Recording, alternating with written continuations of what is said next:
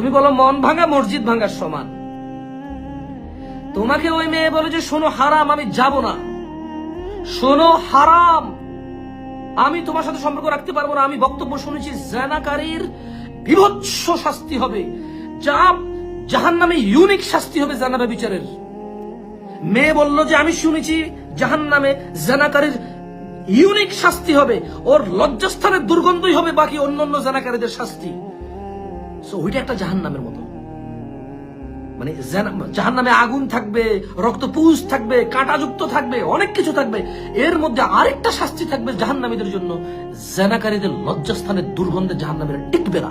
That's one another kind of punishment. So আমি তোমার সাথে সম্পর্ক রাখতে পারবো না।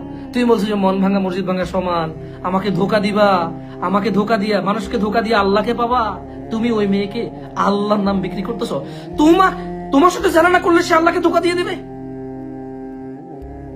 তোমার সাথে জানা না করলে সে আল্লাহকে ধোকা দিয়ে দেবে। জালেম, এত বড় স্পর্ধা তোর। তুই আমার বোনকে বলছিস তোর সাথে জানার সম্পর্ক কন্টিনিউ না করলে ধোকাবাজ বলে সে গণ্য হবে। তুই বিয়ে করতে পারিস না, তোর তোর তোর মানে তোর তুই বেকার, তুই কাজ করিস না, তুই অলস উদাসীন। তোর বাবা যে তোকে জন্ম দিয়েছে সে তোর শুধু দুনিয়া কি কামাবি, কি খাবি, কি পড়বি এটা টেনশন করে।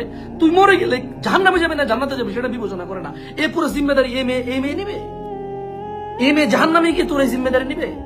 তোর যৌবন তুই বিয়ে করতে হবে, তুই কামাই রোজগার করতে হবে। ভাই আমার সরি তুই বলে ফেললাম না, সরি, ভেরি সরি।